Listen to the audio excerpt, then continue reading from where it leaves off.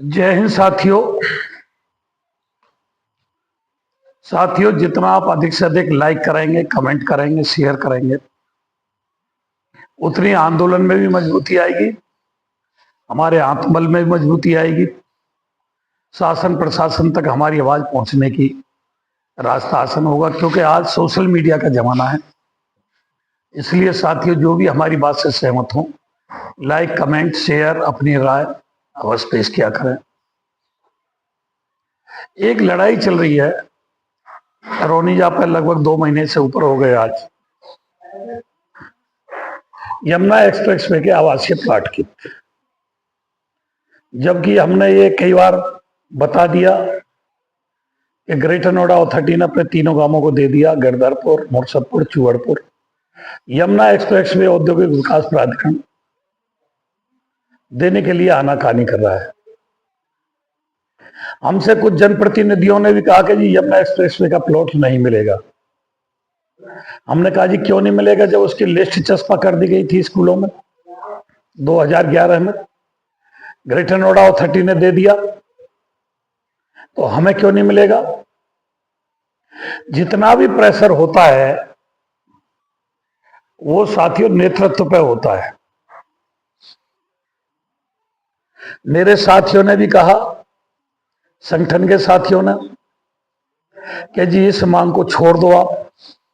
हम पे अधिकारियों की सिफारिश आ रही है कि अध्यक्ष जी को मनाओ, यमुना एक्सप्रेसवे के प्लॉट की को अपना पर्सनल इश्यू ना बनाएं और मुद्दों पर बात कर लें। ये तो मिलना ही नहीं है, ये अधिकारी कह रहे हैं। नेतृत्व पर सामाजिक प्रेशर भी होता है, सामाजिक दबाव भी होता है, नेतृत्व पर संगठन का भी दबाव होता है, अपनी कार्यकारिणी का भी दबाव होता है, प्रशासन का भी प्रेशर रहता है। सारे प्रेशर, जितने भी मानसिक प्रेशर रहते हैं, वो नेतृत्वकर्ता पर रहते हैं। और हमारे ऊपर मानसिक प्रेशर है भी, ऐसा नहीं है। हमने अपने साथियों को कहा कि उस मांग को उठाने से क्या फायदा है जो होनी ही है। 3-4 मांग है जिनको हमें लग रहा है कि प्रशासन किसी भी दबाव में, किसी भी प्रेशर में करने के मूड में नहीं है। एक तो जल दोहन को बंद करने के मूड में नहीं है प्रशासन, क्योंकि माननीय मुख्यमंत्री जी ने अपना पर्सनल इश्यू बना लिया है कि हमारे यहाँ इन्वेस्टर आ रहे हैं, हमारे यहाँ बिल्डर आ रहे हैं, हमारे यहाँ उद्योगपति आ रहे हैं, हम उनको किसी भी किस्म की परेशानी नहीं होने देंगे। तो एक तो माननीय मुख्यमंत्री जी का पर्सनल इश्यू है ये। वो बिल्डर कुछ भी करे, कितनी आना मनमानी करे, किसी को किसी की मजदूरी भी ना दे, इतना ही जल दोहन करे, तो लेकिन शासन प्रशासन और सरकार बिल्डरों पर, उद्योगपतियों पर कोई कार्रवाई करने को तैयार। दूसरा, आबादियों के निस्तारण के लिए प्राधिकरण किसी भी कीमत पर तैयार नहीं। आज 11 से ये लड़ाई चली आ रही है, लेकिन किसी भी आबादी के निस्तारण के लिए प्रशासन तैयार नहीं। यमुना एक्सप्रेसवे के अतिरिक्त मुआवजे के लिए और आवासीय प्लॉट के लिए प्राधिकरण किसी भी कीमत पर तैयार नहीं। जिन गांवों में घरौनी नहीं बनी है, घरौनी बनाने के लिए औद्योगिक विकास प्राधिकरण किसी भी कीमत पर तैयार नहीं। जिला प्रशासन किसी भी कीमत पर तैयार नहीं। ये हमारी मुख्य मांग है। हमने कहा यार, जो होने जा रहा है और जो होता है, जिसको सरकार करती है और उसकी हमें पहले जानकारी होती है कि मान लो सर्किल रेट बढ़ना ही है, तो हम जाकर के ज्ञापन दे दिया, श्रेय ले लिया। एयरपोर्ट का फीता कटना है, उद्घाटन होता है, तो हम जाकर के श्रेय ले लिया। हमने प्रधानमंत्री जी को बुला लिया, मुख्यमंत्री जी को बुला लिया, हमने उद्घाटन करा दिया। अगर यहाँ एक्सप्रेस वे बनना था तो उसका हमने श्रेय ले लिया। कोई कहता है हम लेकर के आए, कोई कहता है हम लेकर के आए। श्रेय तो उस चीज का लेना है जो नहीं होना।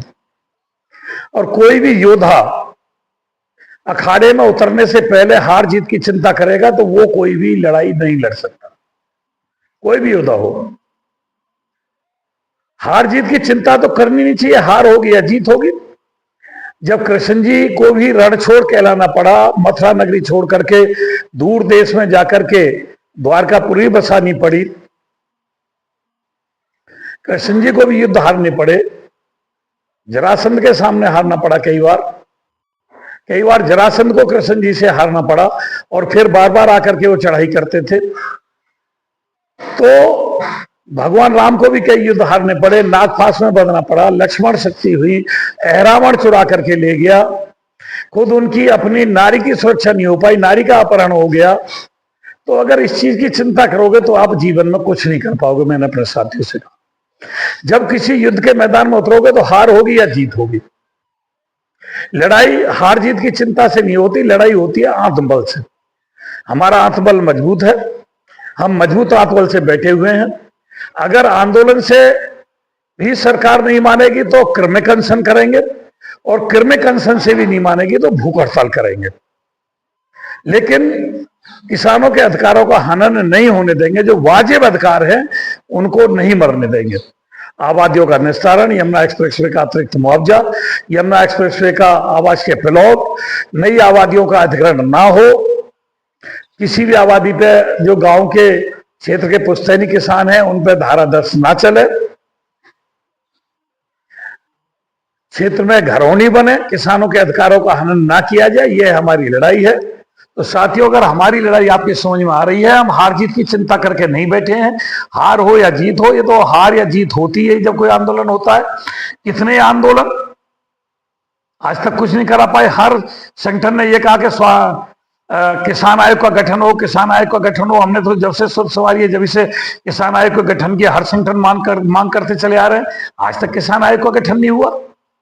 इस चीज की चिंता ना करते हुए कि क्या होगा क्या नहीं होगा, उससे ऊपर उठ करके हम धरना दे रहे हैं।